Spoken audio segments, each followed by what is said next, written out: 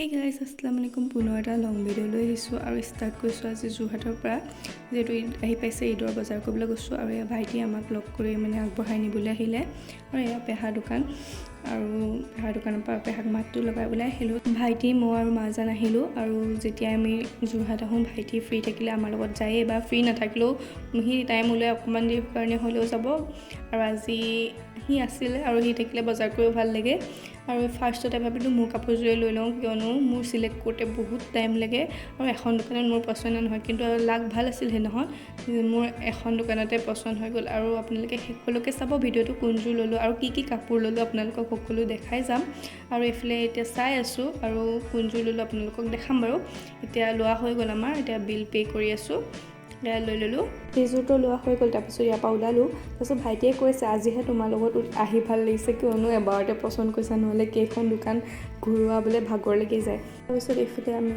পেহীহঁতৰ ঘৰলৈ আহিলোঁ আৰু চাওকচোন ৰমজান মাহত ঢেকাইপতিত একদম কিমান ধুনীয়াকৈ এইবোৰ বিকি থাকে মানে ৰমজান মাহৰ কাৰণে চুজি হওক বুট হওক কুৰমা হওক চব মানে এভৰিথিং আপোনালোকে বনাই মেলি আপুনি ভাবে যদি নবনাওঁ আজি কিনি আনো চব কিনি আনিব পাৰিব ওচৰতে চব গৰম গৰমকৈ বনাই থাকে কুৰ্তা কুৰমা চব কিমা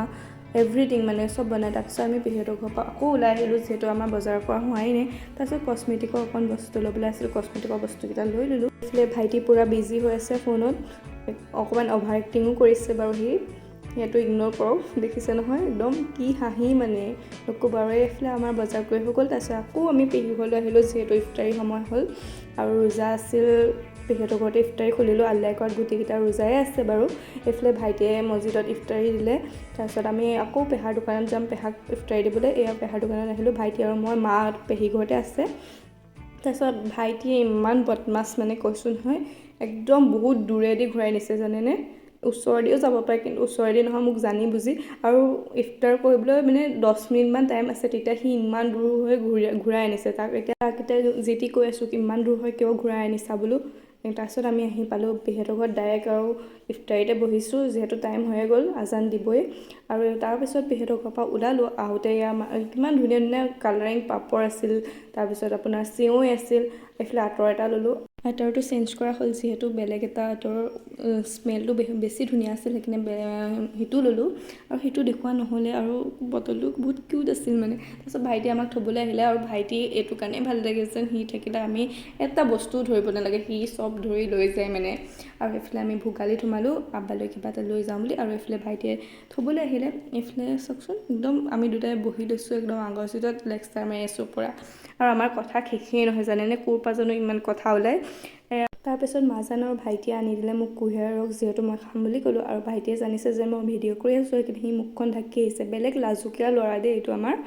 এনেই কৈছোঁ বেছি কৈছোঁ নেকি অকণ তাৰিফ বেছি হৈ গৈছে তোমাৰ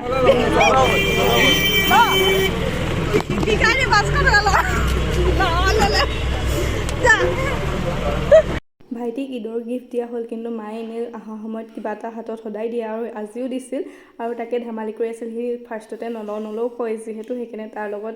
লাগি থাকে আৰু ময়ো সেই মুহূৰ্ততে একদম ভিডিঅ' এটা কৰি থৈ দিছোঁ আৰু সি ভিডিঅ' কৰিব নিদিয়ে তাৰপিছত আমি ঘৰলৈ আহি আছোঁ আধা ৰাস্তাতে বৰষুণ দিলে ইমান ভাল লাগিছে নহয় একদম